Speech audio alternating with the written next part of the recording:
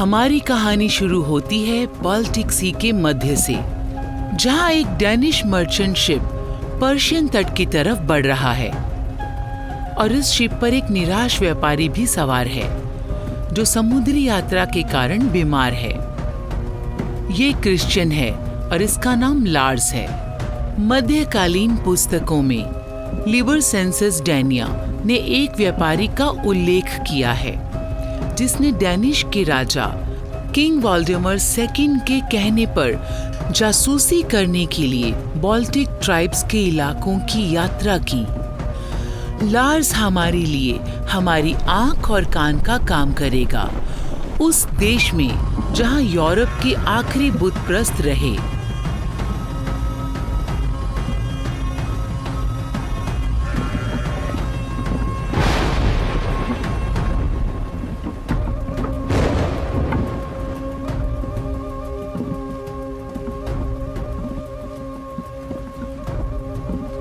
अगर मुझे भविष्य का रत्ती भर भी ज्ञान होता तो मैं इस यात्रा पर कभी ना निकलता, लेकिन तब मैं जवान था और मैं इस दुनिया और लोगों के बारे में ज्यादा नहीं जानता था। मैं अपने कारोबार में काफी माहिर था और मैं अच्छे से जानता था कि कहां से कम कीमत पे माल खरीदना है और कहां उसे ऊंचे दाम में बेचना है।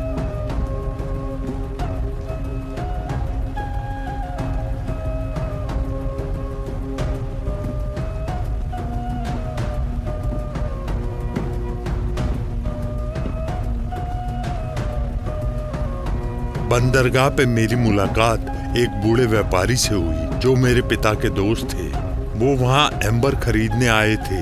जो सामान मैंने खरीदा था उन्होंने उसकी खूब तारीफ की और उन्होंने मुझे समझाया कि दूसरी जातियों के इलाके में वहाँ के लोकल गार्ड्स के बिना मैं घूमने ना जाऊं।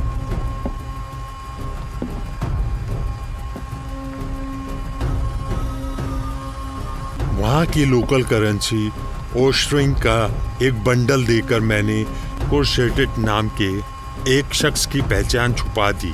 वो अपने परिवार का सबसे छोटा बेटा था और उसे अपनी जमीन जायदाद में से कुछ भी नहीं मिला था, इसलिए कोर्शेटिस ने पैसे के लिए अपनी ताकत और हुनर को बेच दिया। समुद्री तट के रिवाज के मुताबिक मैंने मेरे पिता के दोस्त के साथ गिफ्ट एक्सचेंज किया और बदले में उन्होंने मुझे मेरा एम्बर नेकलेस दे दिया। मानना पड़ेगा, बुत परस्त हो या ना हो, लेकिन कला में उन्हें महारत हासिल थी।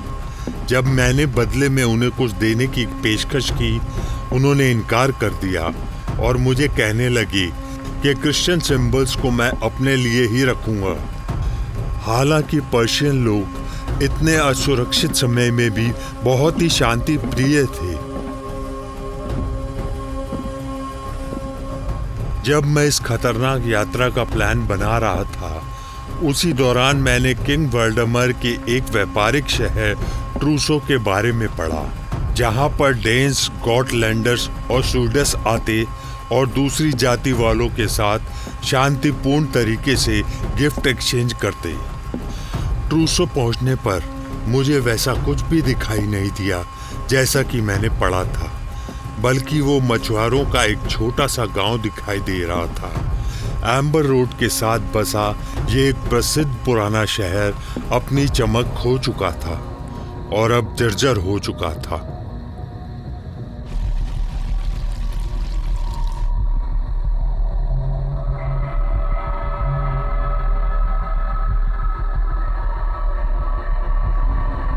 शाम होते होते मुझे एक बात का एहसास तो होने लगा था कि दूसरी जाति के ये लोग इतने भी भयानक नहीं हैं और ये पर्शियंस हम क्रिश्चियंस से कुछ ज्यादा भिन्न नहीं हैं। लेकिन जल्दी ही एहसास को झटका लगा और मेरी सोच बदलने लगी जब मैंने जिस्म का खून जमा देने वाला नजारा देखा।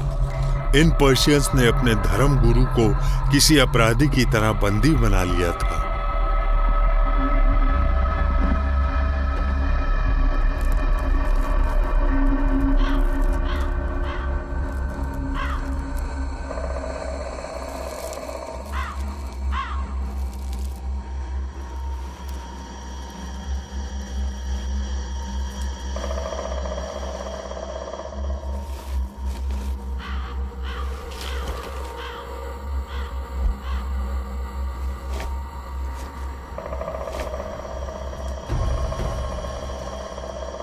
रोमन एम्पायर से निकलकर ईसाई धर्म की लहर यूरोप के आसपास बहुत तेजी से फैली और इस लहर ने विश्व में सदा के लिए बदलाव लाना शुरू कर दिया।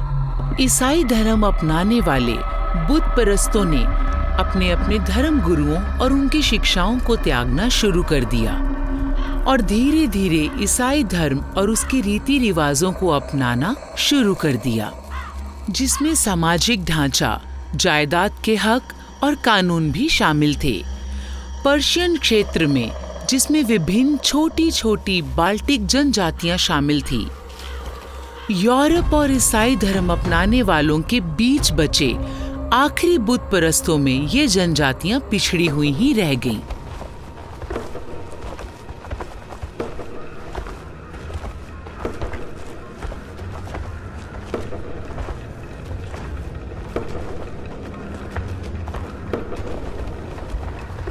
जो कुछ मैंने देखा उससे मैं डर गया और मैं मेरा आखिरी कन्फेशन याद करने लगा जब पादरी ने मुझे बोला था कि लार्स, बुत परस्तों को ईसाई बनाने का समय आ गया है।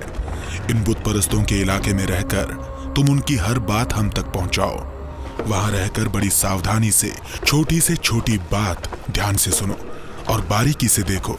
हमें उम्मीद है कि वापस आकर तुम उनकी हर बात हम तक पहुंचाओगे।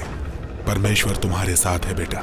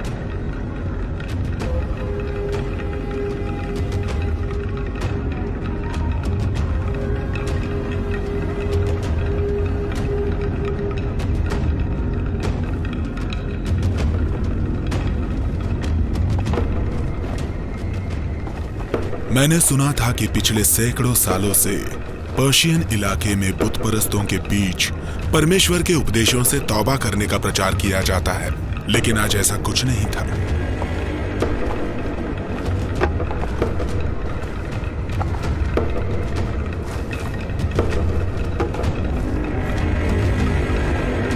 पुजारी का गुनाह केवल इतना ही था कि अनजाने में या बदकिस्मती से जलाने वाली लकड़ियां लेने वो पवित्र जंगल में चला गया था।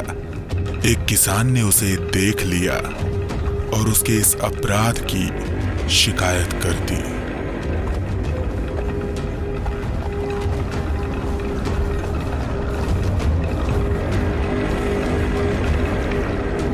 कुरसाइथिस ये जानता था जहां बात परमेश्वर की हो, बुत परस्तों का ये पुजारी को इस विवाद को सुलझाने के लिए पश्चाताप करना पड़ेगा।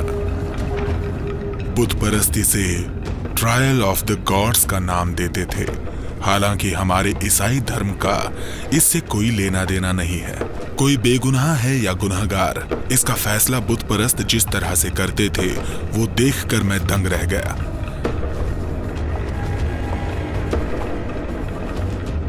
एक पत्थर का टुकड़ा खौलते पानी में उबाला जाता है और जिस पर इल्जाम लगा हो उसे वो गरम पत्थर अपने हाथ में कुछ देर तक पकड़ना पड़ता है।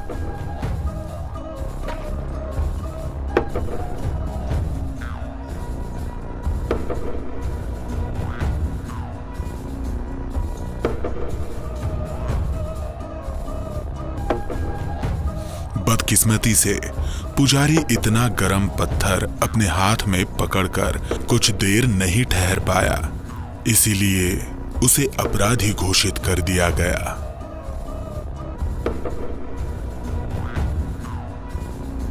जिस तरह से इस जाति के लोग एक अपराधी को मिलती सजा देखने के लिए इकट्ठे हुए और इतने खुश हो रहे थे, ये देखकर मेरे जिस्म का खून जम सा गया।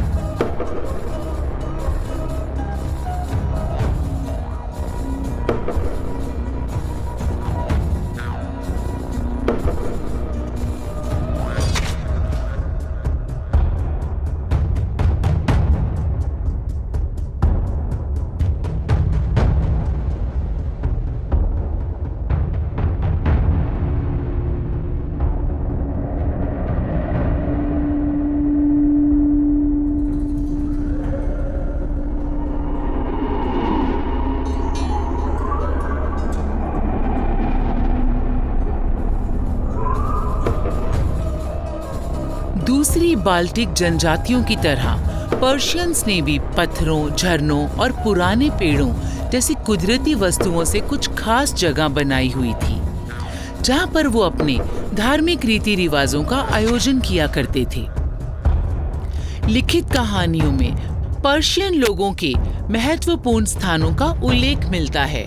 रामोडिया, ऐसे स्थान पर जहां बुतप्रस्त पूजा करते थे,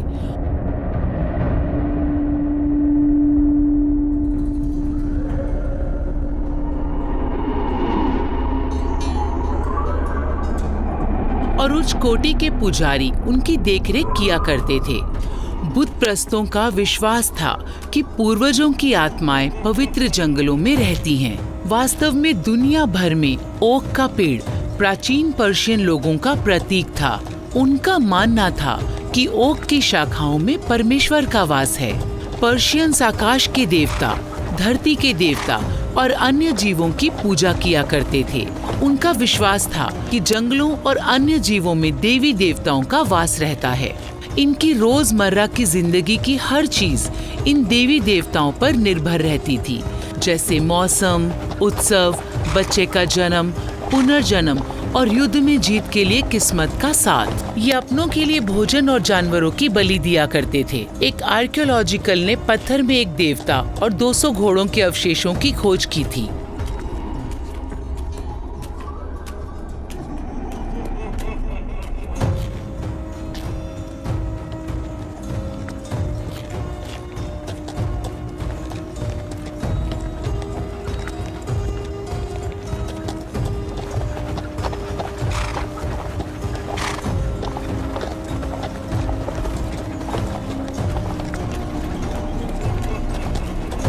लार्स की ये यात्रा गैलेंडियन और जेट विंग्स के बीच जारी थी।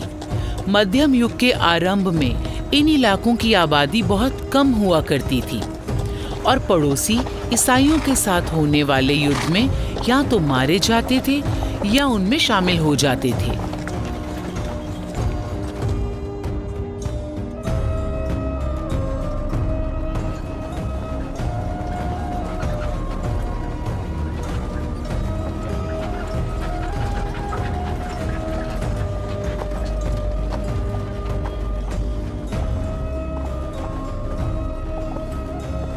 गलेंडा की धरती पर बस कुछ ही लोग बचे थे, जो कि घने जंगलों से घिरे हुए थे और इनमें जंगली जानवर घूमते रहते थे।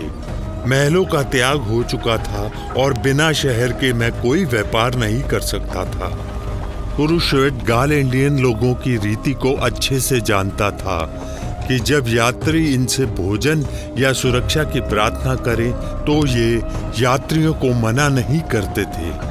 इसलिए हमने उनसे रात ठहरने की प्रार्थना की और हमें गैलेंडियन लोगों के खेतों में प्रवेश करने में जरा भी हिचकिचाहट नहीं हुई। ज्यादातर परिवारों के नजदीकी लोग किलाबंद किस्म के घरों में इकट्ठे रहते थे। ज्यादातर घर लकड़ी के लट्ठों से बनाए जाते थे, जिन्हें सीधा सीधा जमीन पर बिछा दिया जाता था। घरों की अधिकतर खिड़कियां छोटी हुआ करती थी और या तो जानवरों के ब्लैडर्स और या लकड़ी के शेडर से सीलबंद किए जाते थे। घरों की छतों को स्प्रूस यानी भोजपत्र से कवर किया जाता था। किताबों में मिली ड्राइंग से मालूम पड़ता है कि गैलेंडियन लोग प्रेसिडेंशियल टावर्स का निर्माण भी किया करते थे, जिसकी ऊंचाई उनके रुतबे का प्रतीक हुआ करती थी।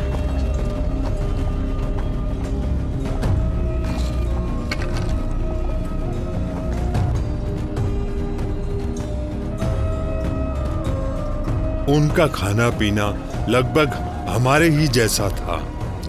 ये लोग फलियां, जड़ वाली सब्जियां, चुकंदर, गाजर, प्याज और लहसुन खाते थे।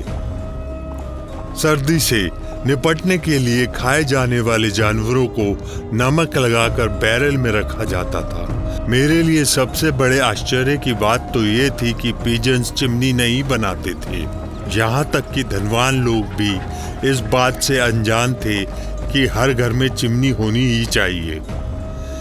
गैलेंडियन लोग उनका प्रिय भोजन परोसा करते थे, जिसे स्वीडनी के नाम से जाना जाता था। राय फ्लावर से स्वीट ब्रेड बनाए जाते और इन्हें चर्बी में पकाया जाता।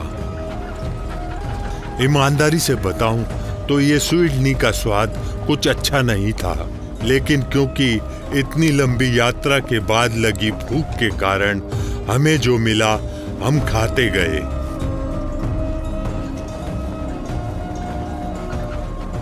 उस रात हमारी सेवा के लिए घर के मालिक की पत्नियां और उनके गुलाम हाजिर थे। अन्य बाल्टिक जनजातियों की तरह गैलेंडियन लोगों में भी एक से अधिक पत्नियां रखना आम बात थी। मैंने जो खास बात देखी कि हमारे मेजबान अपनी सबसे छोटी पत्नी की तरफ ज्यादा आकर्षित थे, जबकि सबसे बड़ी पत्नी घर की जिम्मेदारी संभालती और बीच वाली अपनी तरफ ध्यान खींचने के प्रयास करती रहती। मैं एक बात जरूर बोलूंगा कि इन जनजातियों की औरतें उन औरतों से अच्छी थी जिन्हें ईसाई मत के अनुसार पाल पोस कर बड़ा किया गया, और कई मामलों में तो बहुत ही अच्छी थी।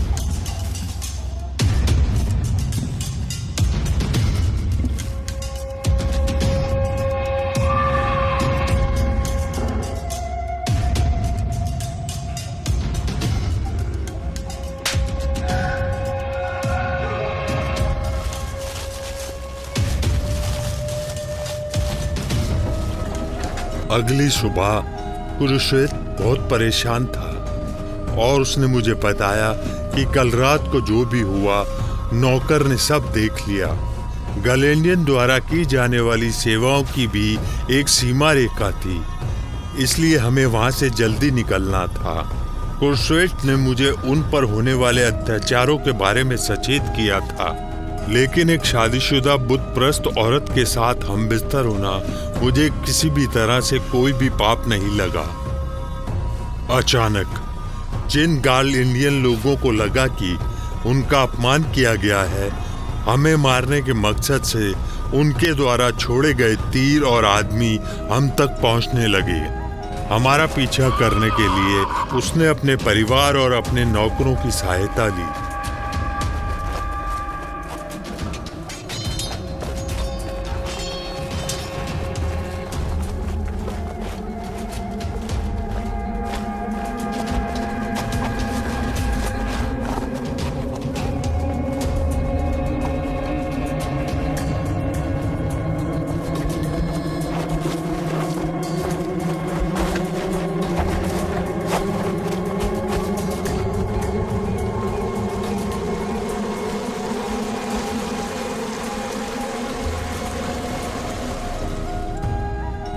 खुशकिस्मती से कुरुश्वेत को मालूम था कि पवित्र जंगल दरिया के उस पार है और गैलेंडियन लोग वहां घुसने की हिम्मत नहीं करेंगे।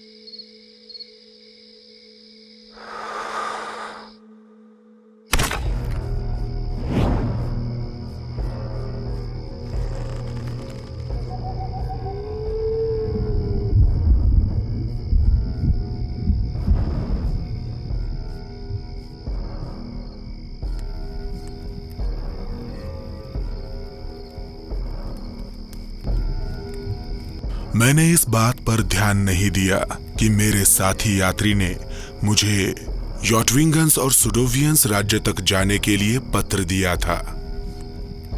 परमेश्वर मेरे साथ था और हम लोग हमला करने वालों से बचकर निकले और मुझे इलाज करने के लिए एक स्थानीय हकीम भी मिल गया, जिसने मुझे फिर से चलने फिरने के लायक कर दिया।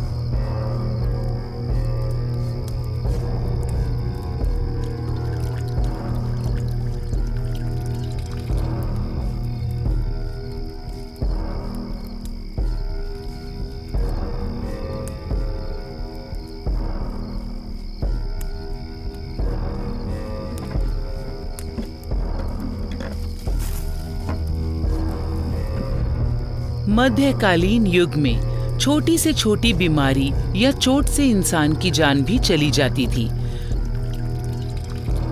खराब भोजन, कठोर मौसम और स्वच्छता की कमी या इलाज की कमी के कारण मनुष्य का औसत जीवन 25 से 30 साल तक का ही था।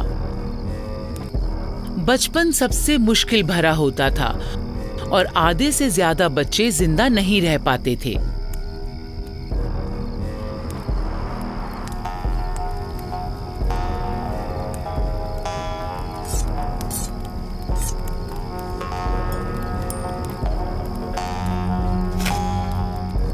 हमें सुरक्षित स्थान पर पहुंचाकर कुरासाइटिस ने हमारी जिंदगी बचा ली, लेकिन वो बहुत डरा हुआ था और बेचैन था कि उसने अपने पेगन के देवी देवताओं के नियमों की उल्लंघना की और अब वो उनके प्रकोप से डरा हुआ था।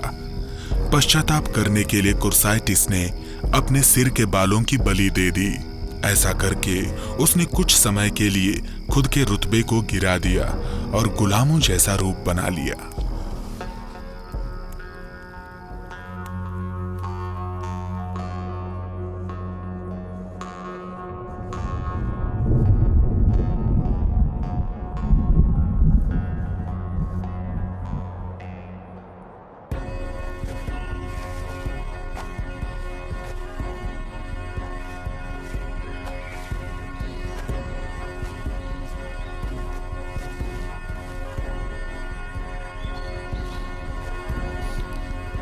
मुझे अभी भी बुखार था और मुझ पर बेहोशी छाई हुई थी।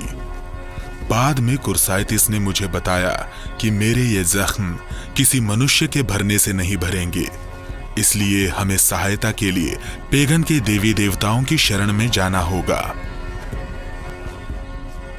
उनके धर्मगुरु जातवी ने मुझे ठीक करने के लिए बकरी की बलि दी।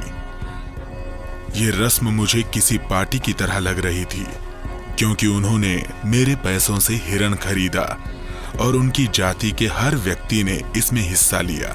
बुत परस्तों के देवता मुझे बहुत डरावने लगे। हम अपने देवता के सत्कार में उसे ब्रेड और वाइन की भेंट चढ़ाते हैं और इनके देवता जानवरों की बलि और खून मांगते हैं।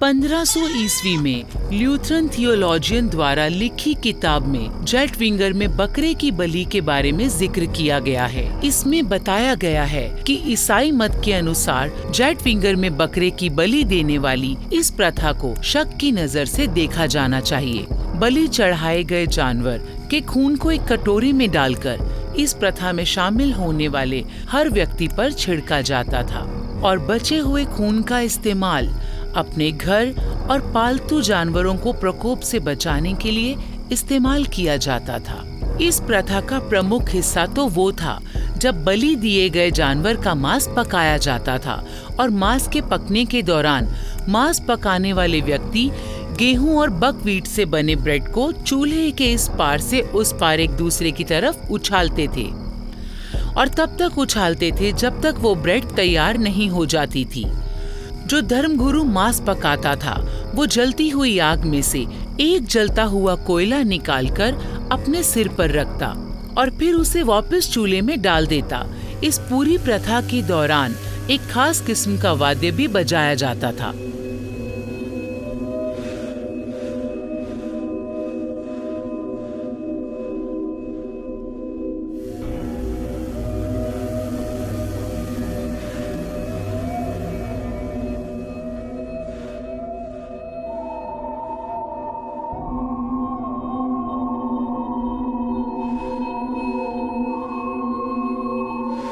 मेरा जख्म चमत्कारी ढंग से भर गया और मेरी खोई हुई ताकत फिर से लौट आई।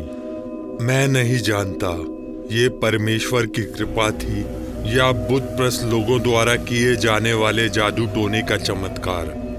बस मैं दोबारा तंदुरुस्त हो चुका था और बुतप्रस्त लोगों की जीवन शैली के बारे में ज्यादा जानकारी जुटाने के अपने मिशन को पूरा करने के लिए अपनी यात्रा फिर से शुरू कर सकता था।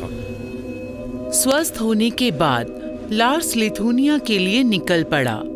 लिथुनिया और ऑक्सटैचियन के लोगों को विभिन्न इतिहासकारों ने शक्तिशाली, आतंकवादी और असभ्य बताया है, जो कि अपने पड़ोसी इलाकों में आतंक मचाए रखते थे।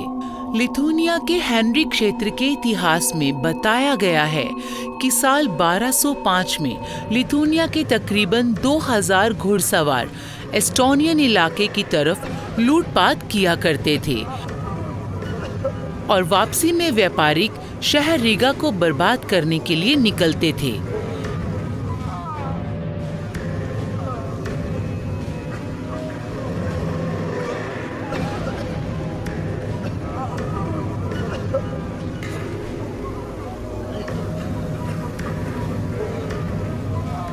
इतिहास के पन्ने पलटने से मालूम पड़ता है कि लिथुनियन के वासी मरने से नहीं डरते थे। उनके लिए युद्ध में जान गंवाना सम्मान की बात थी। दुश्मन के सामने आत्मसमर्पण के बजाय कभी कभी वो खुद की जान ले लिया करते थे। और ये बात ईसाई मत से बिल्कुल उलट है। ईसाई मत के अनुसार आत्महत्या करना बहुत भयानक पाप है और किसी ईसाई के लिए इससे बड़ा अपराध हो ही नहीं सकता। ईसाई धर्म योद्धाओं द्वारा दी जाने वाली धमकियों ने मिंडोगस के शासकों को लिथुनिया और ऑक्सटेशियन के राजाओं को हराने के लिए उकसाया, जिससे इन देशों को मिलकर लिथुनिया की एक विशाल डची बनाया जा सके। मिंडोगस ने ईसाई धर्म को अपनाया और पोप इनोसेंट IV के आशीर्वाद से उसे बादशाह का ताज पहनाया जाता। हालांकि फिर उसे पड़ोसी ईसाइयों द्वारा दी जाने वाली सैन्य धमकियां मिलनी कम हो चुकी थी। उसने अपनी नई आस्था को त्याग दिया और अपने इलाके के सभी भिक्षुओं और धर्म गुरुओं को समाप्त कर दिया। इसके गौरवशाली दिनों के दौरान 15वीं शताब्दी में विशाल डची अपने महत्वपूर्ण सेना के संग यूरोपियन राज्यों का सबसे बड़ा राज्य बन गया था, जिसने विभिन्न धर्मों, भाषाओं और संस्कृतियों को एक साथ मिला लिया।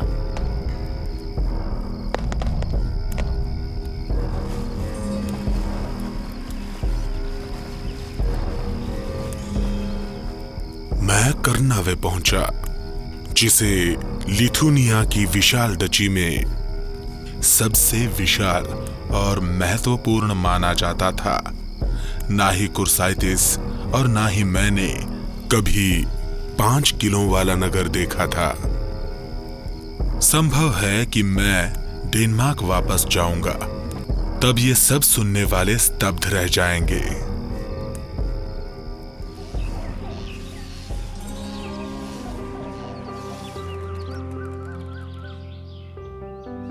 पाषाण युग से ही कर्नावे की जनसंख्या काफी अधिक थी। मध्यकाल की अन्य बस्तियों की तरह यहाँ पर सुरक्षा दीवारें नहीं थी, किंतु मर्शी नदी के निकट दलदली भूमि थी। अपनी इस लाभकारी भौगोलिक स्थिति के कारण ये नगर सुरक्षित था। शांतिमय समय के दौरान यहाँ के निवासी किले के नजदीक बने गांव में रहते थे।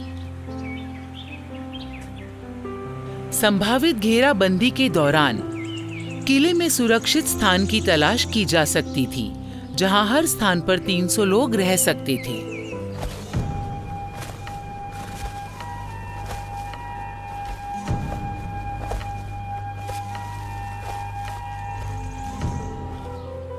और फिर मैंने कर्नेव को पीछे छोड़ दिया।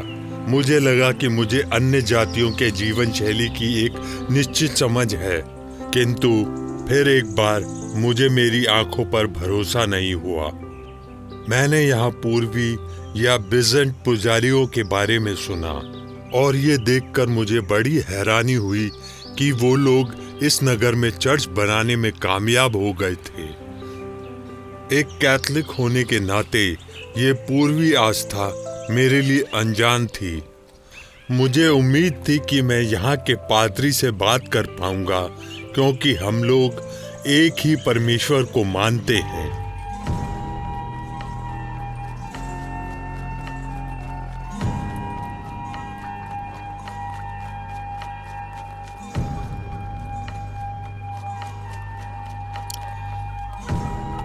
लेकिन यहाँ का पादरी मेरे खिलाफ भड़के अपने गुस्से को नहीं रोक पाया। मुझे इसकी कोई वजह समझ नहीं आई।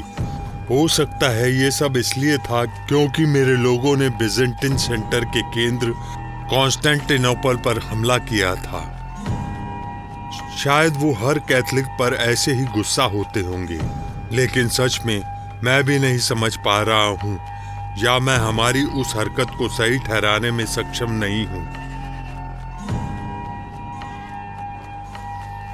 लेकिन हाँ का मतलब हाँ। मैं कर्नवे में कुछ घोड़े खरीदने में कामयाब हो गया, जिससे हमारी आगे की यात्रा आसान और तेजी से पूरी हो पाएगी। मैंने वो वस्तुएं भी खरीद लीं जो मेरे दिमाग में थीं। घोड़ों का व्यापारी अपने नजदीकी इलाकों में काफी मशहूर था।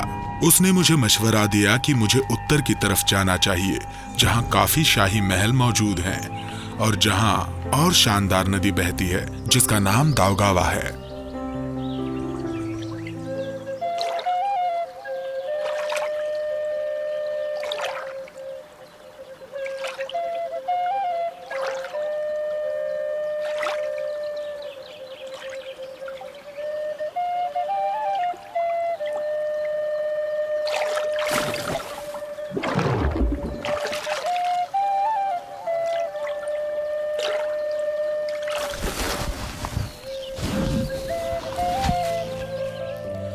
सौ के दशक में रोमन सेनेटर और इतिहासकार टैसिटस ने अपनी प्रसिद्ध उपलब्धि कर्मानिया में बाल्टिक जनजातियों के पूर्वजों का वर्णन किया है।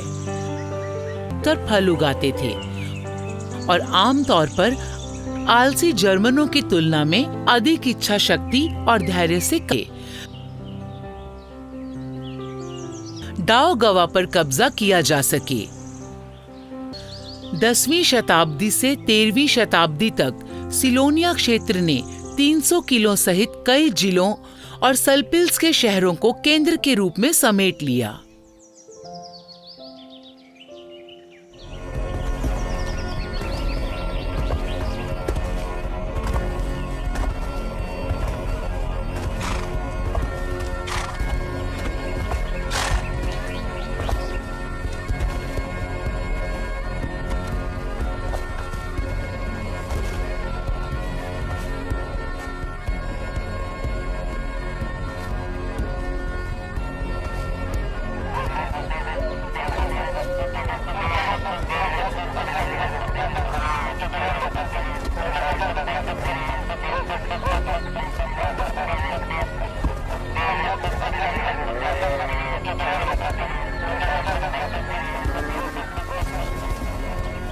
सेलोनिया में मैंने कुछ अविश्वसनीय घटनाएं देखी जो ईसाई धर्म में असंभव थी।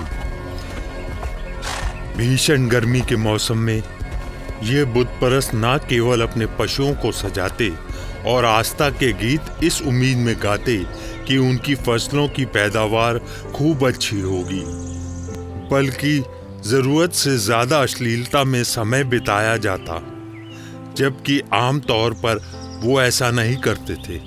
मुझे ऐसा लगा जैसे हर जगह परमेश्वर की निंदा ही निंदा हो रही है, और जिनमें अनेकों स्त्री और पुरुष शामिल हैं। बुत परस्तों की ये मान्यता सही हो सकती है कि संपूर्ण गर्मी का मौसम महिलाओं के गर्भवती होने का उत्तम समय है। फिर जो बच्चे मार्च में पैदा होंगे उनका नाजुक शरीर वसंत की धूप में सांस लेगा, और जानवरों के लिए भी उनकी सही मान्यता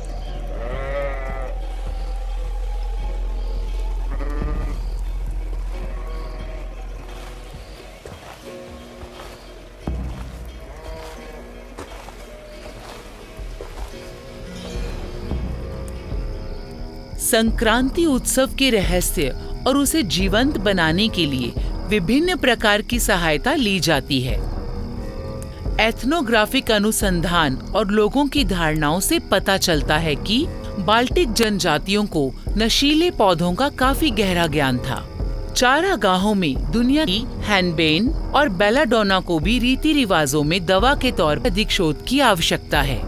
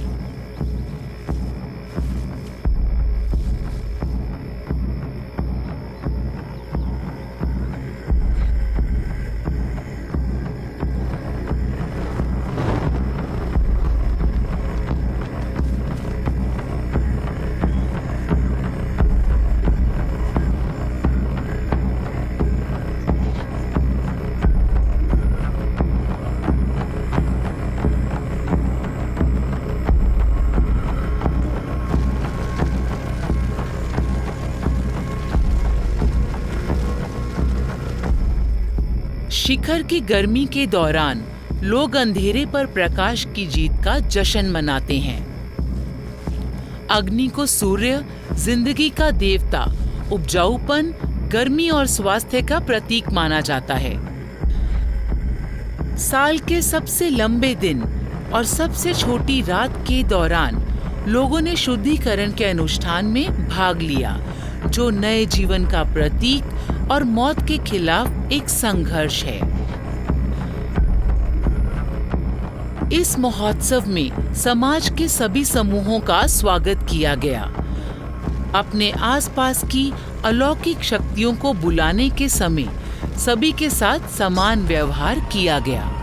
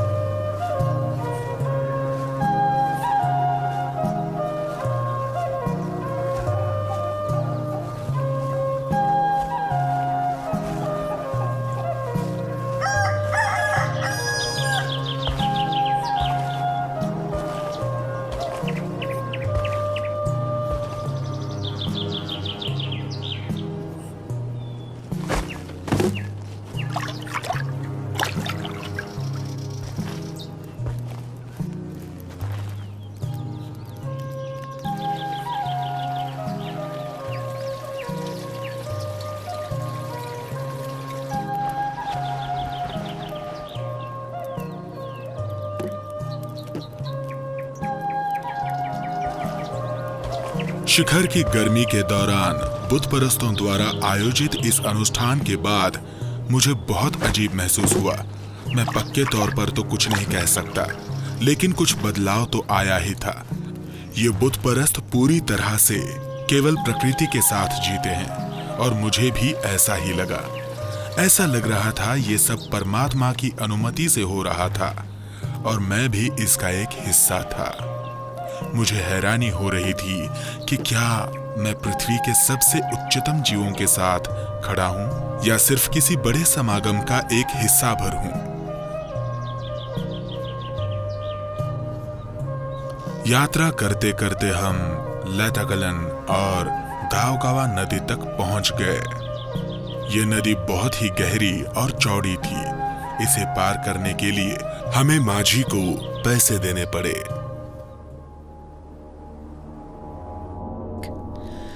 13वीं शताब्दी में इलाके में रहने वाले 50 से 70 हजार लोगों के बीच गैलेंडियन बाल्टिक जनजाति के बीच सबसे अधिक मशहूर थे।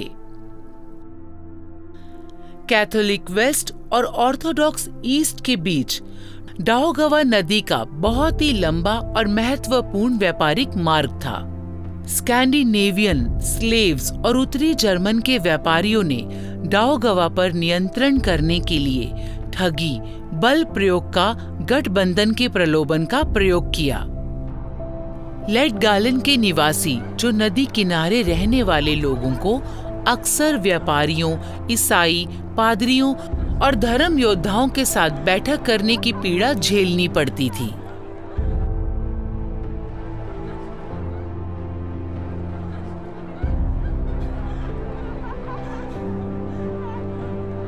लेटगालन में कैथलिक और रूढ़िवादी चर्चों के प्रतिनिधियों द्वारा ईसाई धर्म को फैलाया जा रहा था, जिन्होंने जनजाति के लोगों को आत्मिक तौर पर तैयार करने के लिए भरपूर कोशिश की। राजनीतिक समाज के उत्कृष्ट वर्ग के एक हिस्से ने ईसाई धर्म की शिक्षाओं के प्रभाव से खुद को धर्मांतरित कर लिया। हो सकता है अपने पड़ोसियों के खिलाफ लड़ाई लड़ने के लिए उन्हें सहयोगियों की तलाश हो, या दूसरी दुनिया में उन्हें खुद के लिए नए अवसर दिखाई दिए हों जो कुछ विदेशी उनके लिए लेकर आए थे।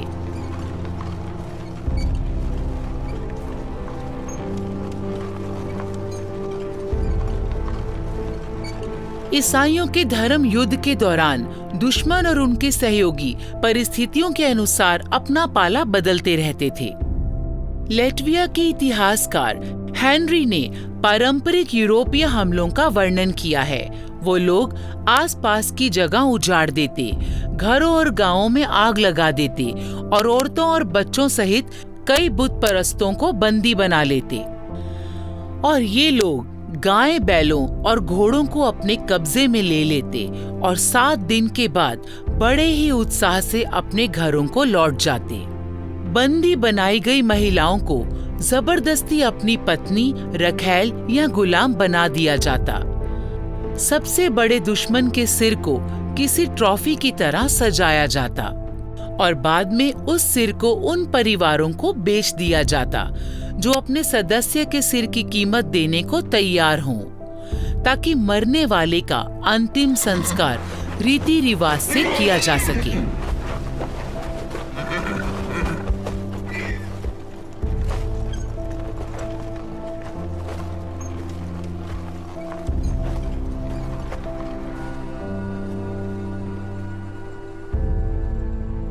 बेशक मैंने इन बुत परस्तों के इलाके में काफी समय बिताया था, पर इससे पहले मैं कभी जर्मनी के धार्मिक योद्धाओं से नहीं मिला था।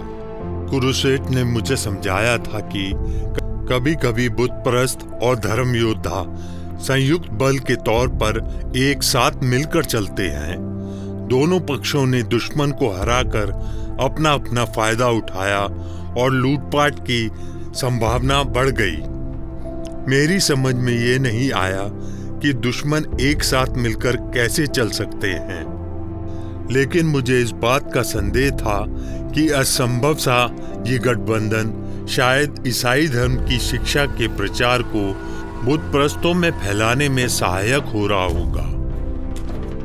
धर्म योद्धाओं ने ईसाइयों को जमीन, धन दौलत और यहाँ तक कि आलीशान जीवन पाने का अवसर प्रदान किया।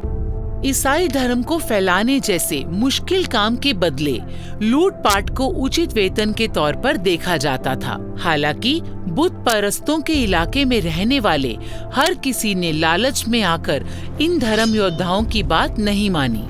कॉर्स्टोजेनिस का उद्देश्य बहुत महत्वपूर्ण था। रोमन साम्राज्य के पड़ोसियों के साथ कैथोलिक आस्था का परिचय होना बहुत जरूरी था। धर्म योद्धा बहुत थोड़े समय के लिए बुत परिस्तों से युद्ध किया करते थे, लेकिन जीते हुए इलाकों पर नियंत्रण बनाए रखने के लिए स्थायी सैन्य बल की आवश्यकता होती थी। अच्छे स्वभाव का अनुसरण करते हुए रीगा के भूमध्य सागरीय इलाके में शूरवीरों को पहला क्रम बनाया गया और उन्हें Livonian brothers of the sword का नाम दिया गया और उन्हें वीर सन्यासियों के रूप में शामिल किया जाता था।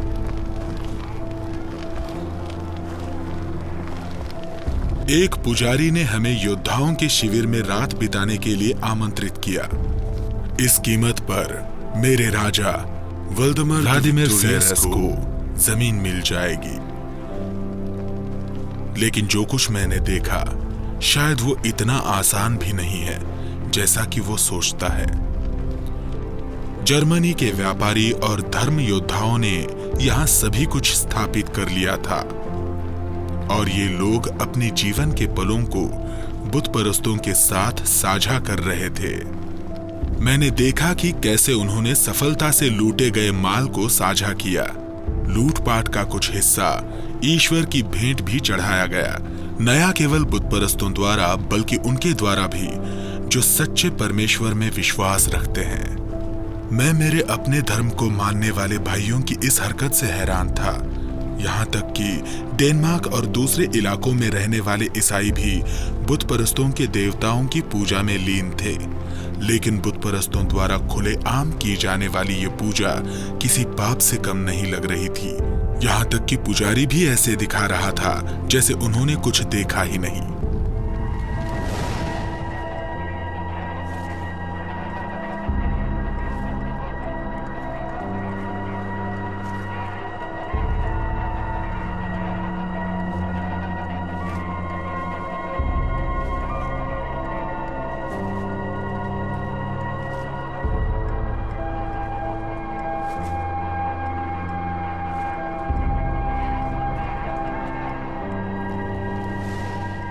यात्रा करते करते लार्स एक शहर तक पहुंच गया जो नदी के किनारे बसा हुआ था और अब जिसे गोया के नाम से जाना जाता है।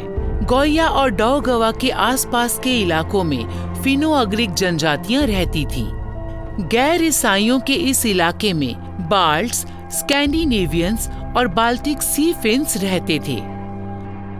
ना तो फिन्स और ना ही लिवोनिया के लोग बाल्ट थे, लेकिन बाल्ट इलाकों का मध्यकालीन इतिहास इलाके में रहने वाली फिनो-अग्रिक जनजाति के बिना अधूरा है।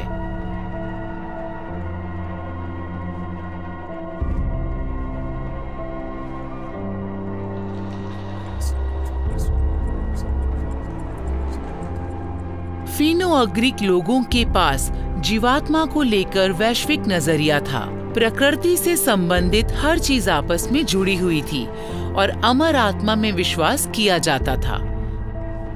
हो सकता है बाल्ट्स ने फिन्स और लिवोनिया के लोगों से सीधे कई मिथक देवताओं को अपनाया हो, जैसे धरती, जंगल, हवा और समुद्र। बुतप्रस्त लोग प्रकृति के सभी रूपों को समान रूप से सम्मान देते थे। ऐसा माना जाता है कि बुतप्रस्त पेड़ों, चट्टानों, हवा आदि को शाब्दिक या वास्तविक रूप में पसंद नहीं किया करते थे। उनकी पूजा करने वाली चीजें कुछ किसी ऐसी खिड़की जैसी होती थी जिसके दोनों तरफ देखा जा सकता हो। प्राकृतिक वस्तुओं को बिचौलिए की तरह इस्तेमाल किया जाता था, जिनके माध्यम से अनजान रहस्यों को उजागर की जाने जैसी धारणाएं जुड़ी हुई थी।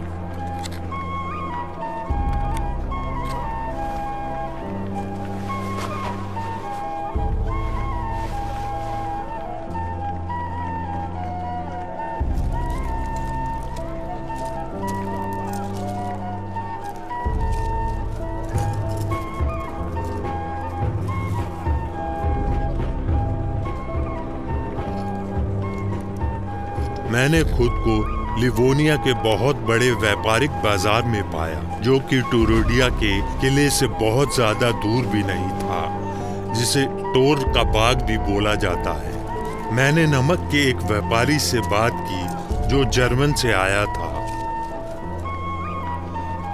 उसने मुझे शिकायत के तौर पर बताया कि बुत परस्तों के साथ व्यापार करना कितना मुश्किल है, क्योंकि हर शासक बिकने वाली हर वस्तु पर कुछ पैसों की वसूली करना चाहता है।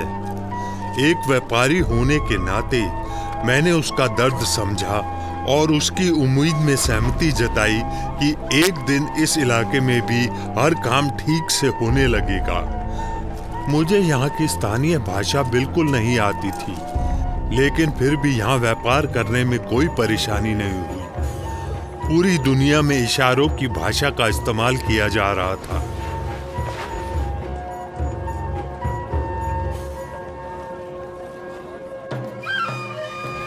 वस्तुओं की खरीदारी बहुमूल्य नमक और मोम देकर की जा सकती है, जो नाप तोल करने में भी आसान है। बाल्टिक समुद्री क्षेत्र के आसपास खरीदो फरोख्त के लिए जिस मुद्रा का इस्तेमाल किया जाता था वो 200 ग्राम चांदी का एक टुकड़ा था, जिसे ऑजरिंग कहते थे। मुद्रा की छोटी इकाइयों को साधारण तरीके से काट दिया जाता था। ऑजरिंग को घोड़े की लगाम माना जाता था। एक ऑजरिंग को एक घोड़े के समान माना जाता था। 13वीं शताब्दी में बाल्टिक समुद्री क्षेत्र में एक घोड़े को 3 गायें, 20 भेड़, 10 सूअर या एक गुलाम के बराबर माना जाता था।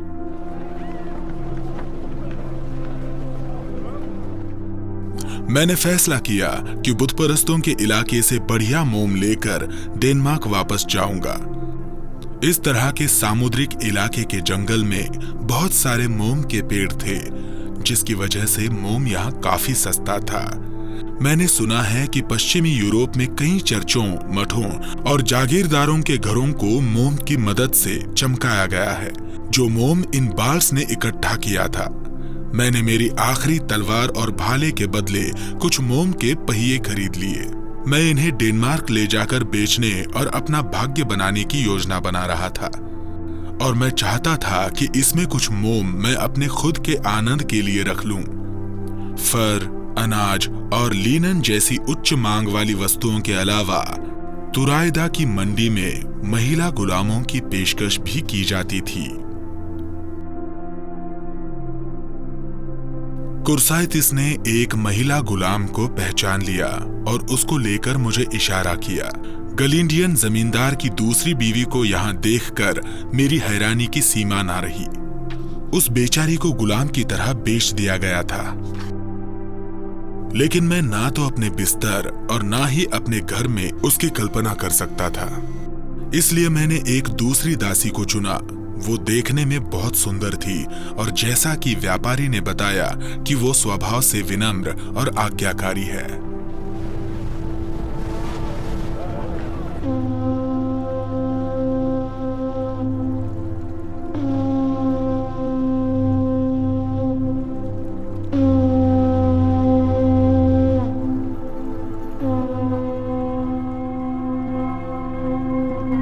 मैंने काफी हद तक बुत परस्तों के इलाकों को देख लिया था, इसलिए मैंने घर वापस चलने का फैसला किया। मैंने नदी के रास्ते रीगा के बंदरगाह शहर तक जाने का फैसला किया, जहां मुझे समुद्र के जमने से पहले डेनमार्क जाने के लिए यातायात का कोई साधन मिल जाए। अपनी यात्रा के दौरान लार्स ने जो शहर देखे, रीगा श्रेणी उनसे बिल्कुल अलग थी। जर्मनी, गॉफलैंडिक और डैनिश के व्यापारियों के आने से लिवोनिया में 2 छोटी बस्तियों को एक साथ बसाया गया और इस तरह रीगा का निर्माण हुआ, जो बाद में लिवोनिया में एक बड़ा शहर बनकर उभरा। कुछ ही दशकों में खेतों, गोदामों, चर्चों, मठों और कई महलों की सुरक्षा के लिए रीगा में डोलोमाइट चट्टानों की दीवारें बनाई गईं। लिखित सूत्रों के अनुसार रीगा का वर्णन दुश्मनों की भूमि पर एक प्रवासी चौकी के रूप में किया गया है और शैतानी इलाकों में ईसाइयों का दुर्ग गर्व से ऊंचा खड़ा है, रीगा में ईसाई धर्म का चलन तब शुरू हुआ जब 13वीं शताब्दी में ईसाई धर्म जर्मन के व्यापारियों के जहाजों के साथ यहाँ पहुंचा। व्यापारी लोग बुत परस्तों के बीच कोई प्रचार करने नहीं आए थे, बल्कि वो तो इस इलाके में नशे के व्यापार के लिए नए रास्ते बनाने के लिए आए थे। धर्म योद्धा यहाँ व्यापारियों के लिए फायदे का सौदा साबित हुए, जो ईसाई धर्म फैलाने के बहाने कमजोर तबके के लोगों को अपने वश में कर सकते थे।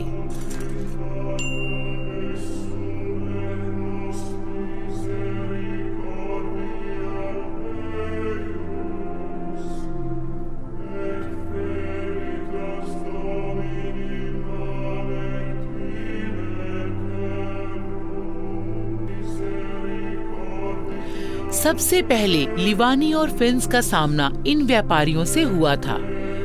ये लोग बाल्टिक सागर के पूर्वी भागों की पहली जनजाति भी थी, जिन्हें ईसाई धर्म अपनाने के लिए मजबूर किया गया। बुत परस्तों को जबरन ईसाई बनाया गया। इन बातों में विरोधाभास है और इतिहास इसका गवाह है। ईसाई धर्म में अपनी मर्जी से और जबरन दोनों का वर्णन मिलता है। लिथुनिया और इतिहासकार हेनरिक बताते हैं कि कैसे बुत परस्तों का जनसमूह ईसाई धर्म में परिवर्तित हुआ, लेकिन इसके बाद ईसाई धर्म को बहुत ज्यादा तवज्जो नहीं दी गई। इसी इतिहासकार ने बताया है कि कैसे लिवोनिया के कुछ निवासियों ने ये सब नकार दिया और समारोह समाप्त होने के बाद डाउगवा नदी में डुबकी लगाकर कुछ का शुद्धिकरण किया। उनका विश्वास था कि ऐसा करके वो ईसाई धर्म को जर्मन वापस भेज रहे हैं।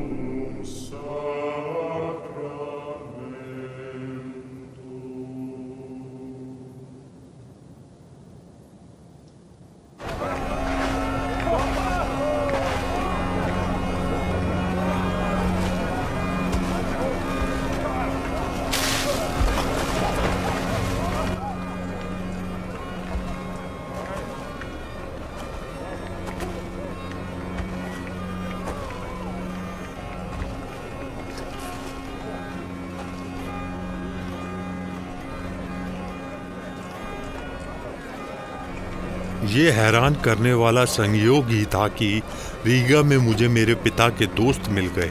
ये वही व्यापारी थे जिन्हें मैं ट्रूसो में मिला था। उन्होंने बताया कि रीगा बहुत कम समय में डेनमार्क और गॉटलैंड जैसा बड़ा शहर बन चुका था।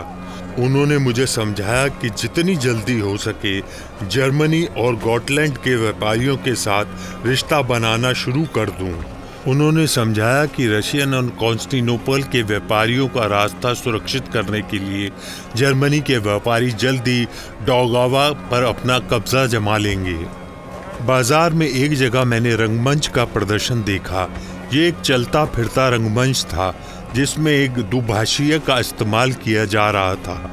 इस नाटक में परमेश्वर के दूत और ईसाई धर्म की उत्पत्ति के बारे में बताया जा रहा था। लेकिन जब मैंने दर्शक बने बैठे बुत परस्तों की तरफ ध्यान दिया तो मुझे समझ आ गया कि दर्शकों में किसी को भी नाटक देखने का मकसद समझ नहीं आ रहा था। उन्हें आंतरिक शांति और अनंत जीवन का मार्ग दिखाया जा रहा था, लेकिन उन लोगों की शैतानी आंखें ये सब केवल मनोरंजन के तौर पर देख रही थी और वहां पागलों जैसी हंसी सुनाई दे रही थी।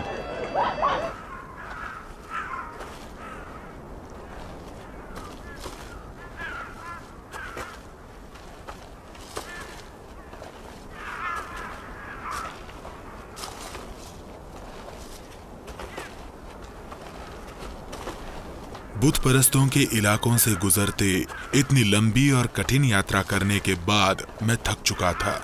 जाहिर है मेरे जिस्म का हर हिस्सा थकान से टूट रहा था। इसलिए मैंने दाउगवा के सिस्टरशियन संतों के पास जाने का फैसला किया, जो दिमाग और शरीर दोनों को दुरुस्त करना जानते थे।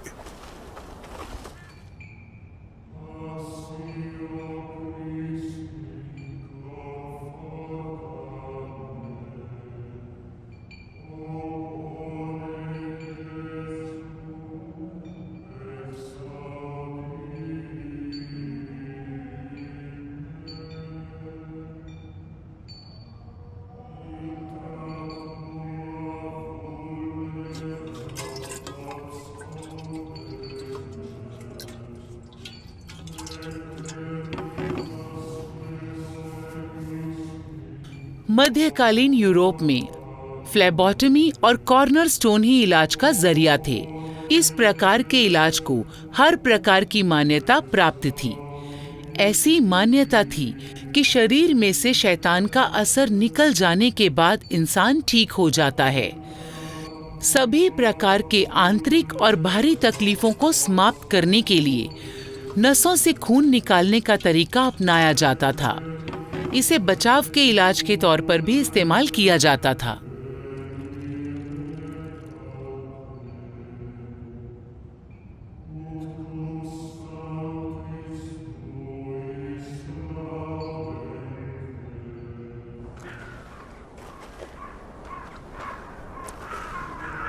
मुझे अभी भी बहुत कमजोरी महसूस हो रही थी, लेकिन मैं आंतरिक तौर पर बहुत मजबूत था और घर जाने के लिए तैयार था। हम लोग रीगा की तरफ जा रहे थे कि अचानक घटी एक घटना ने हमें रोक दी।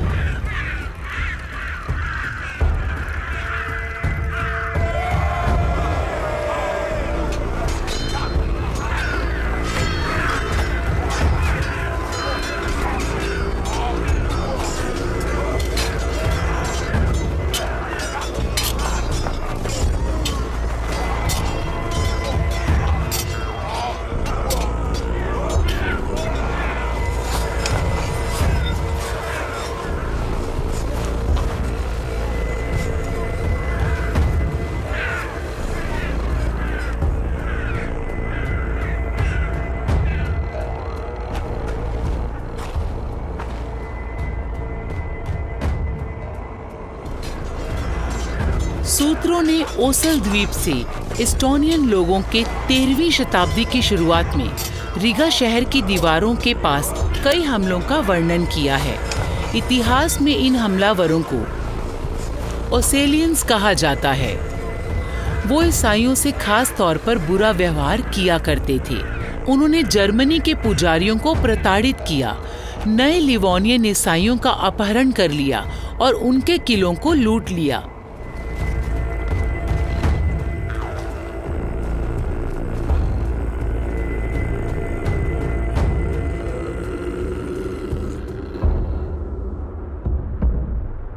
लार्स का अपहरण कर लिया गया और उसे समुद्री जहाज द्वारा एस्टोनियन द्वीप पर लाया गया। एस्टोनियन के लोग बाल्टिक फिनो-अग्रिक लोग हैं जो लिवोनियन और फिन लोगों से संबंध रखते हैं और उन्हें प्रमुख द्वीपवासियों के रूप में जाना जाता था। इन लोगों के लिए ईसाइयों को हराना सबसे मुश्किल काम था। 13वीं शताब्दी में डेनमार्क के वॉल्डेमर द्वितीय स्वीडन की सेना रीगा के बिशप ने एकजुट होकर Livonian brothers of the sword के साथ मिलकर उन्हें हराने के लिए हमले किए। ओसेलियंस लोगों की धर्म योद्धाओं को रोकने की क्षमता शायद उनके संगठन के कारण थी, या द्वीप की भूगोलिक स्थिति के कारण, या फिर उनका साहस जो बुत परस्तों के देवताओं की आस्था पर आधारित था।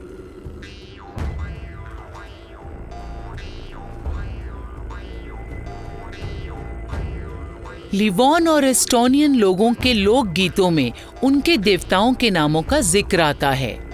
एक पुराना मिथक विचार हमें बताता है कि दुनिया शाश्वत पेड़ के इर्द गिर्द घूमती थी और आसमान में तारे जुड़े हुए थे। आकाश गंगा या फिर एस्टोनियन लोगों के अनुसार पक्षियों की गंगा इस पेड़ की शाखाएं थी, जहां पक्षी मृत लोगों की आत्माओं को दूसरी दुनिया में ले जाते थे। ऐसी ही कुछ मिथक धारणाएं फिनो-अग्रिक संस्कृति में भी पाई जाती हैं और लैपलैंड तक फैली हुई हैं। इतिहास में एस्टोनियन के भगवान थेरापीटा का जिक्र भी मिलता है, जो सागर के ऊपर उड़े थे और ओसल में उतरे थे।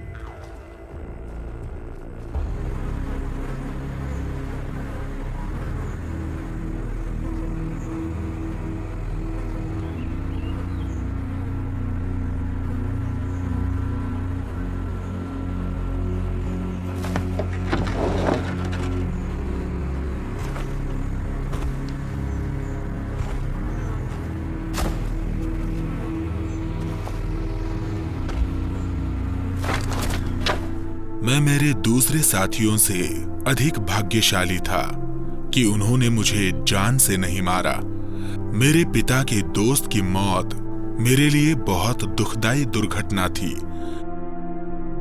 क्योंकि उन लुटेरों ने डेनमार्क के 2 आदमियों के लिए काफी बड़ी फिरौती मांगी होगी। अपने समय का सम्माननीय व्यापारी आज एक गुलाम बन चुका था। हमारे साथ किले में रहने वालों जैसा व्यवहार किया जाता था। कोई दुर्व्यवहार नहीं होता था, लेकिन खाने को बहुत ज्यादा अच्छा नहीं कहा जा सकता।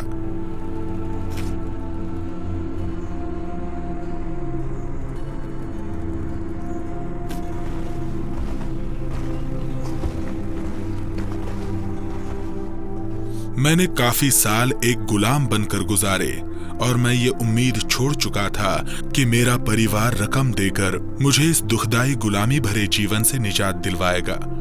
दूसरे कैदी जो यहाँ काफी समय से गुलाम बनकर रह रहे थे, उन्होंने मुझे बताया कि अगर तुम काम बढ़िया से करोगे तो तुम्हें घर का चेयरमैन बना दिया जाएगा। फिर मैंने बढ़िया से काम किया। मैं तुयू के नजदीक लोहार के लिए काम करके भाषा सीखी। उनके स्थानीय लोगों ने अयस्क निकाला और इसे पिघलाकर लोहा बनाया। जब मैंने तलवारें खरीदी थी, मैंने कभी नहीं सोचा था कि लोहा कहां से आता है। ओसेल पर दलदले अयस्क की खुदाई और उसे निकालना मेरे लिए सबसे कठिन कामों में से एक था।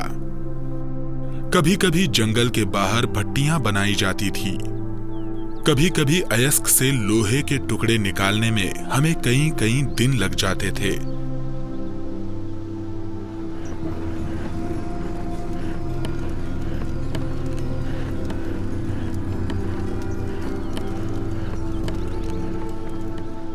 लोहार के यहाँ काफी आसान काम था।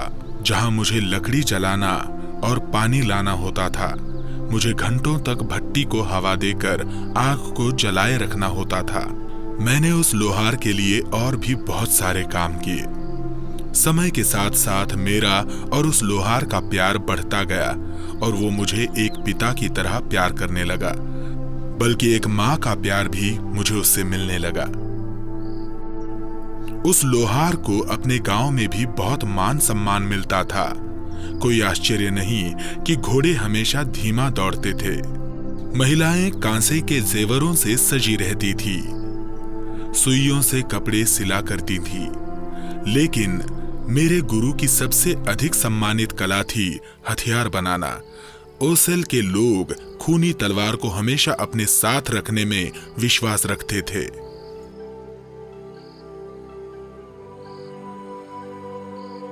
सूत्रों द्वारा किए वर्णन से मालूम पड़ता है कि ओसेल के एस्टोनियन लोग ईसाई धर्म के सबसे अधिक कट्टर दुश्मन थे।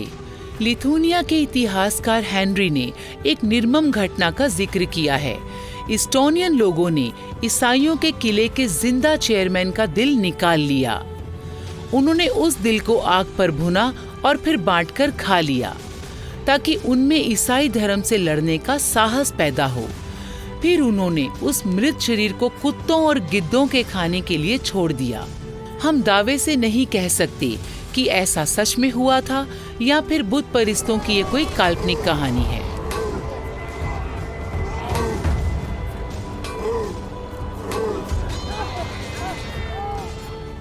जानवरों की दुनिया में कमजोर जीव को हमेशा भोजन बना लिया जाता है।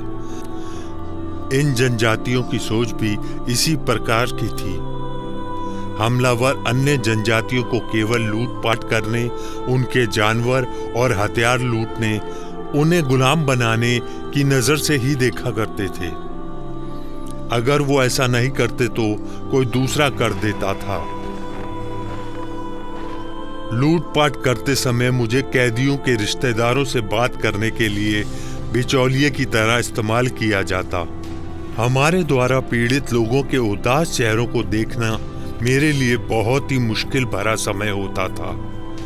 इन बुत प्रस्तों के साथ रहते रहते मैंने एक बात तो सीख ली थी।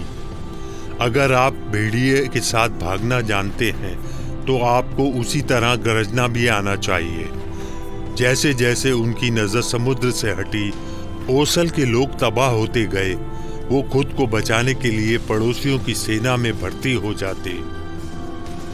मुझे लगने लगा था कि मैं भी उसल के लोगों के बराबर हो गया हूं, लेकिन मुझे किसी साधारण जानवर की तरह बेच दिया गया।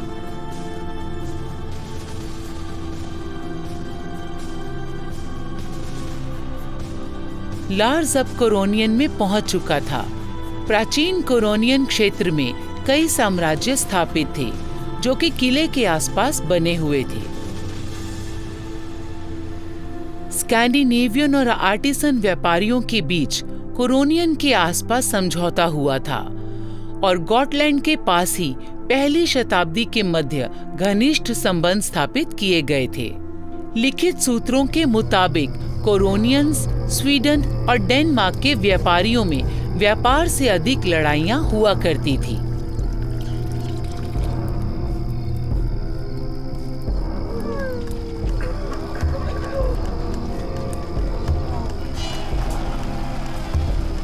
कोरोनियन लोगों ने सदियों तक बाल्टिक सागर के इलाकों पर शासन किया, लेकिन 13वीं शताब्दी के बाद से उत्तरी जर्मन के व्यापारियों ने पहले से चल रहे व्यापारिक बाजारों पर अपना नियंत्रण करने के लिए धर्म योद्धाओं से फायदा लिया, बाद में जिसे हैनिएटिक लीग के नाम से जाना जाने लगा।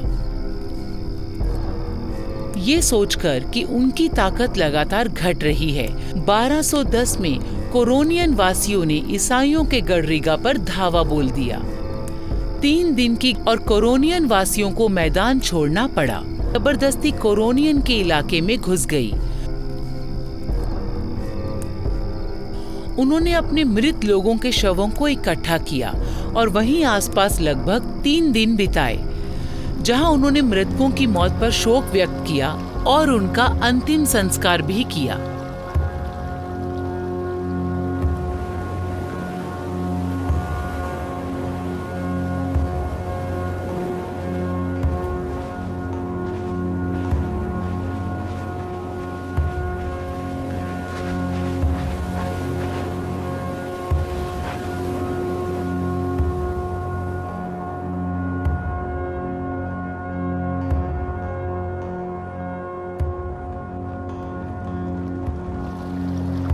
कोरोनियंस वासियों का व्यवहार बिल्कुल जंगली जानवरों जैसा था। वो किसी भी कीमत पर अपने जंगल छोड़ने को तैयार नहीं थे और वो अपने पालतू मवेशियों की तरह यहीं रहना चाहते थे। और उन्होंने एक सबक और सीख लिया था, अगर आप उन्हें हरा नहीं सकते तो उनके साथ चले जाओ। जर्मनी, डेनमार्क और स्वीडन के साथ युद्ध में भयानक रक्तपात से बचने की उम्मीद में कोरोनियंस वासियों ने पोप के आशीर्वाद से ईसाई धर्म को अपना लिया।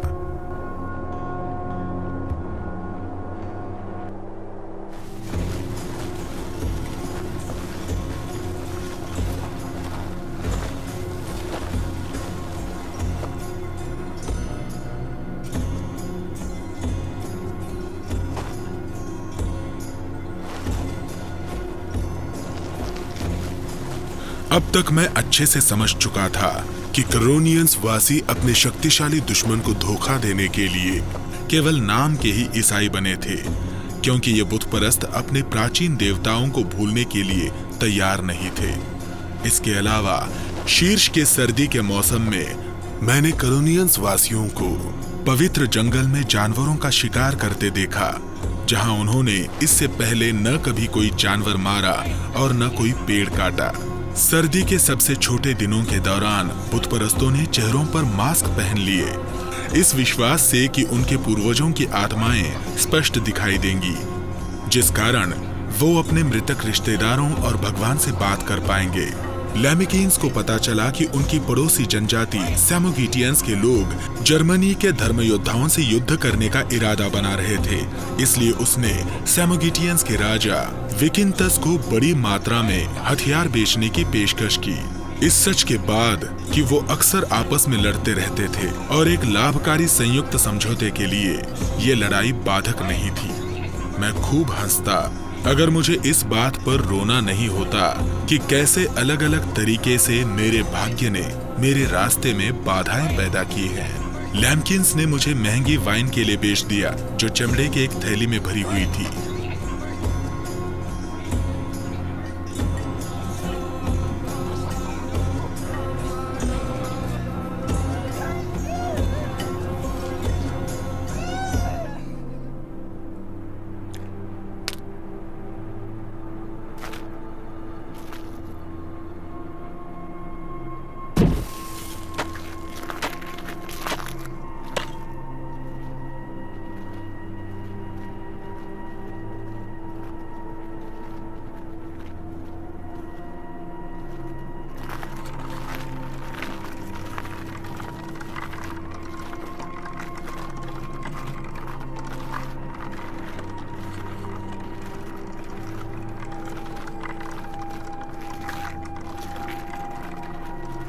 और 1235 में प्रभु के वर्ष में सर्दियों के दौरान कोरोनियन ने हथियारों के जखीरे के साथ समोगेटिया भेज दिया गया।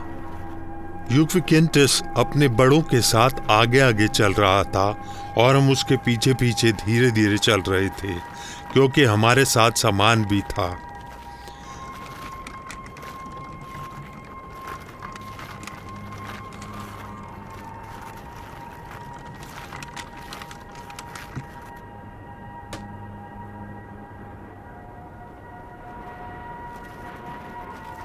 यात्रा के दौरान मुझे महसूस हुआ कि वादों पर भरोसा नहीं करना चाहिए था। लेमिकिंस ने समगोटिया के लोगों का आदर सत्कार किया, लेकिन शांति समझौते के बावजूद बर्फ पर मछली पकड़ते हुए लोगों पर क्यूरोनियन लोगों ने हमला कर दिया और उनकी मछलियां छीन ली। और यहाँ का यही रिवाज था और कोरोनियन लोग इसका पालन कर रहे थे।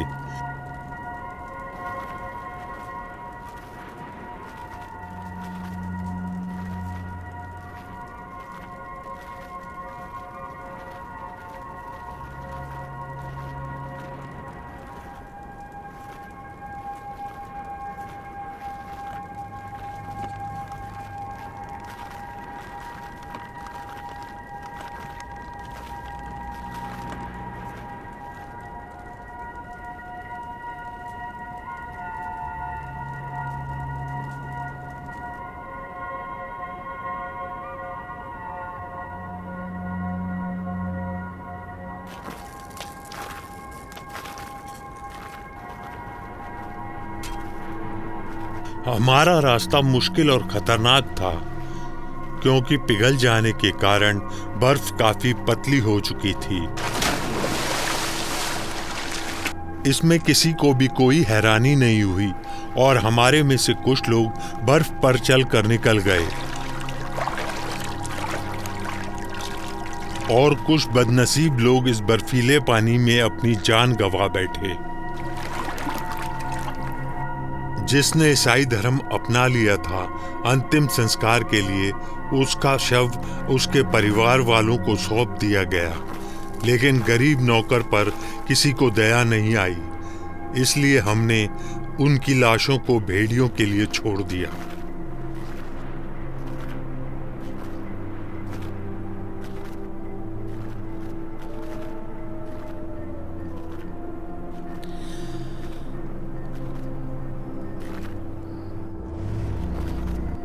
लार्स, जो अब सामान को साथ लेकर सैमोजेटिया जा रहा था। बहुत से बाल्टिक लोग ईसाई धर्म के उपदेश देने वाले लोगों के खिलाफ बड़ी बहादुरी से लड़ा करते थे। धर्म युद्ध के दौरान जर्मनी व्यवस्था के प्रचार को रोकने के लिए सैमोजेटिया को भी युद्ध के मैदान में बदल दिया गया और उन लोगों ने 200 साल तक बिना डरे बड़ी बहादुरी के साथ युद्ध किया। सैमोजेटियंस लोगों को यूरोप के आखिरी बुत परस्त जनजाति के तौर पर जाना जाता है, जिन्होंने 15वीं शताब्दी में ईसाई धर्म को अपना लिया था। उनकी बस्तियां गहरे जंगलों और पानी के अंदर बने रास्तों वाली गहरी झीलों से घिरी हुई थी और इन रास्तों का पता केवल इन्हीं लोगों को था। इसी से तो वो हमलावरों से सुरक्षित रहते। सर्दियों में पानी के जम जाने से आना जाना आसान हो जाता था, इसीलिए इसी समय के दौरान ज्यादा व्यापार और लड़ाइयां भी हुआ करती थी।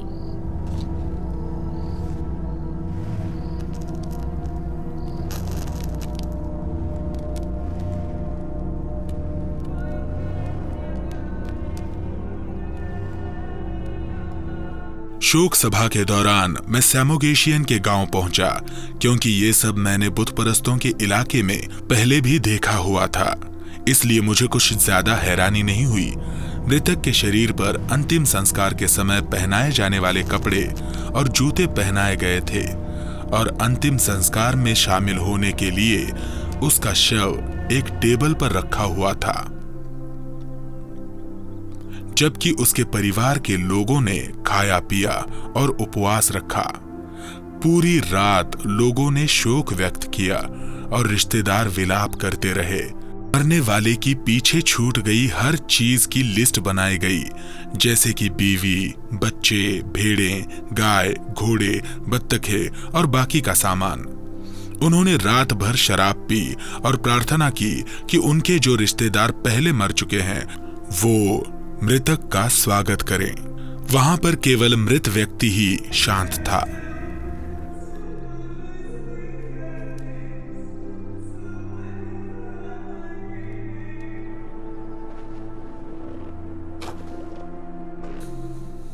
यहां पर मैं अभी तक अजनबी था, इसलिए मुझे पास जाने की इजाजत नहीं थी। मैंने दूर से देखा कि कैसे उन्होंने दारू पी और फिर बर्तनों सहित ब्रेड के टुकड़े, नमक और कुछ हथियार कब्र में फेंक दिए। मैंने एक ऐसे शुल्क के बारे में सुना जो नदी के उस पार ले जाने के लिए मृतक द्वारा नाव चलाने वाले को दिया जाता था। इसलिए ये लोग जेवर और चांदी राख होने के लिए डाल दिया करते थे। इतने साल बुत परस्तों के बीच बिताने के बाद मैं खुद की पहचान भूल चुका था कि मैं ईसाई हूं या बुत परस्त। और कभी कभी मुझे हैरानी भी होती थी, क्या उनके देवता हमारे परमेश्वर का हिस्सा नहीं थे? और क्या उनके पवित्र जंगल हमारे चर्चों जैसे नहीं थे? और गर्मी के दौरान उनके द्वारा मनाए जाने वाले उत्सव क्या हमारे प्रभु के जन्मदिन पर मनाए जाने वाले उत्सव के समान नहीं था? ऐसे विचारों से मैं घबरा गया और मैंने जल्दी ही ये सब सोचना छोड़ दिया। ईसाई होने के नाते निश्चित ही ऐसे विचार मुझे नरक में धकेल देंगे।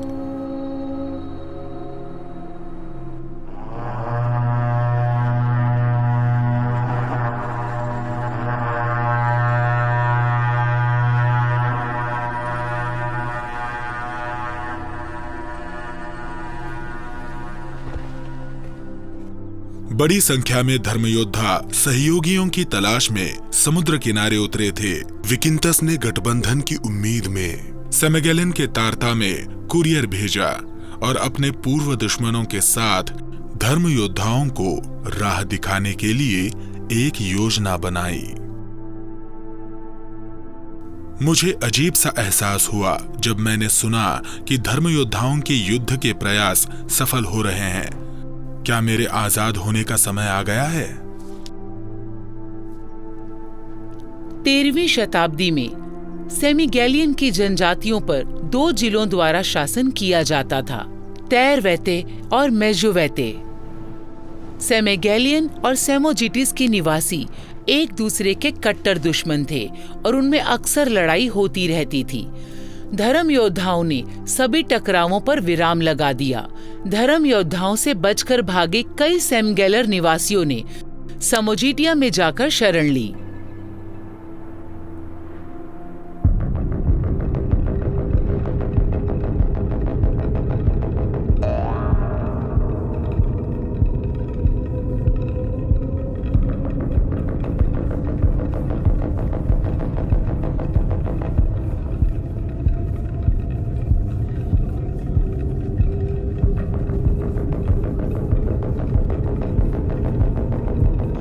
बुत परस्तों द्वारा भविष्य के बारे में मालूम करने का तरीका मैं पहले भी कई बार देख चुका हूँ। वो लोग जानवरों की हड्डियों को आग में गिरा देते थे और धुएं की दिशा पर ध्यान लगाते थे और धुएं से उभरने वाली आकृतियों के अनुसार फैसला करते थे कि युद्ध के लिए जाया जाए या घर पर ही रुका जाए।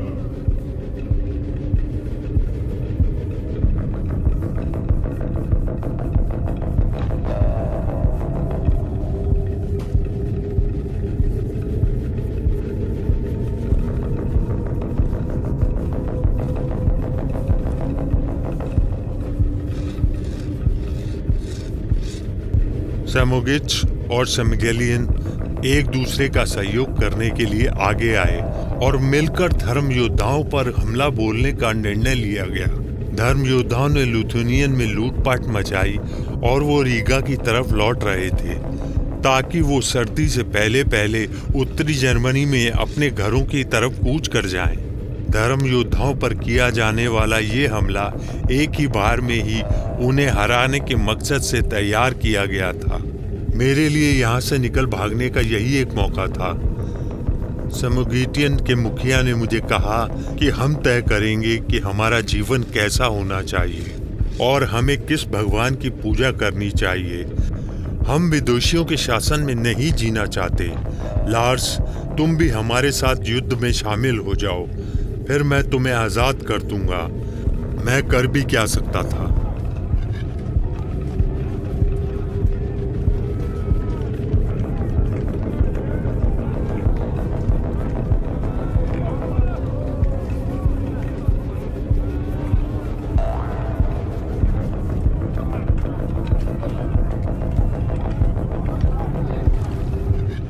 मैं ये पाप का भागीदार बनने जा रहा था कि उस सर्वशक्तिमान परमेश्वर को मुझे इस तरह की सजा देनी चाहिए। इसका जवाब मुझे कभी नहीं मिलेगा।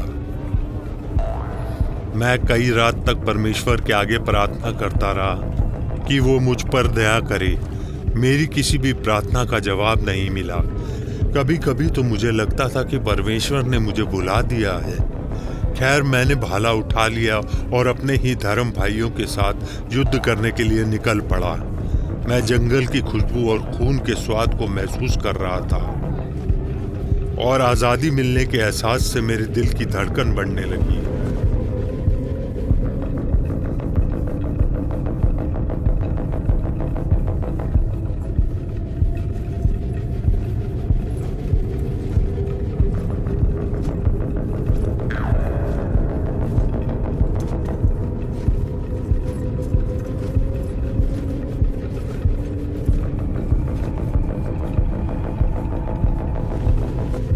हम जानते थे कि हमारा सामना धर्म योद्धाओं की पूरी टोली से होगा और मेरे सभी धर्म भाइयों के हाथ में तलवारें होंगी, लेकिन हमारी संख्या भी कम नहीं थी।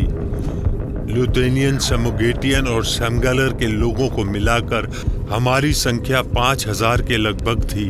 हमने भोर के समय हमला करने की योजना बनाई और हमारे फायदे के लिए दलदली भूमि का उपयोग करने का फैसला किया।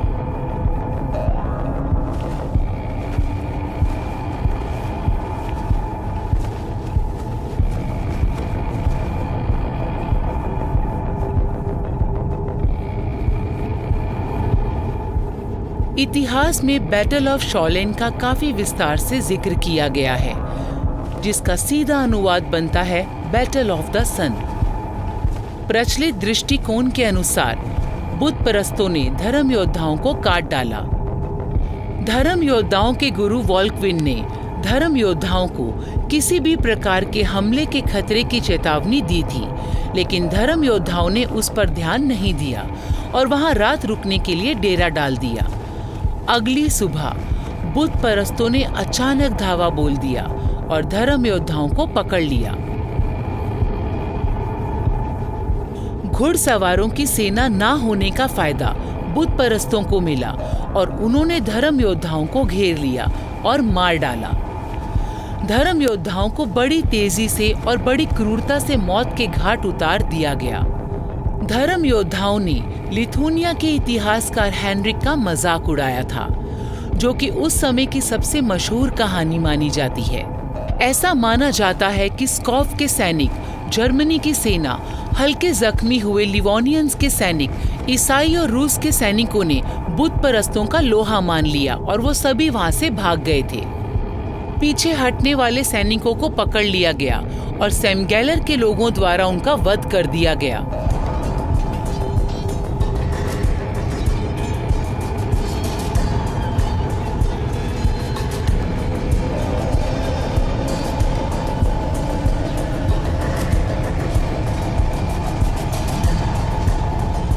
शॉलिन के युद्ध में धर्म योद्धाओं के हर आदेश को समाप्त कर दिया गया, लेकिन नई सेना ने जल्दी उन्हें बदल दिया।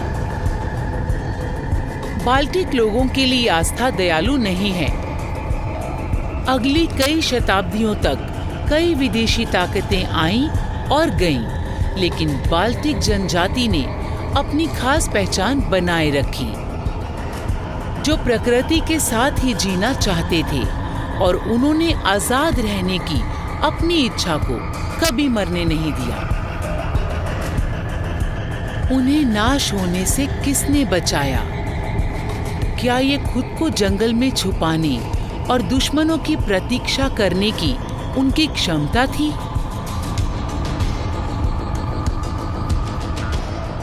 शायद ये उनकी ताकत, दृढ़ता और जीवित रहने की इच्छा शक्ति ही थी जो उन्हें अपने पूर्वजों से विरासत में मिली थी।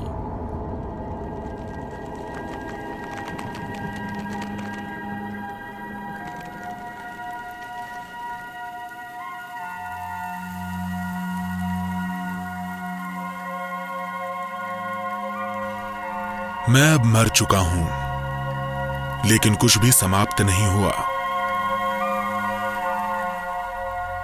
मैं तो एक ऐसी कहानी का हिस्सा भर हूं जो कहानी हमेशा जारी रहेगी। मानव इतिहास की शुरुआत से ही हमारी नसों में खून का दौड़ना जारी है। समय बदलता है, रिवाज बदलते हैं, जीवन चलता रहता है। संसार के विकास के साथ हमारा ज्ञान और रहन सहन बदलता रहता है, लेकिन आदमी का मूल स्वभाव कभी नहीं बदलता। कुदरत का ये नियम लाखों सालों से चला आ रहा है। जब हम पीछे मुड़कर देखते हैं तो इतिहास में बिखरी परछाइयां हमसे पूछती हैं, जिंदगी के पेड़ को हमें साफ सुथरे पानी से सींचना चाहिए या खून से?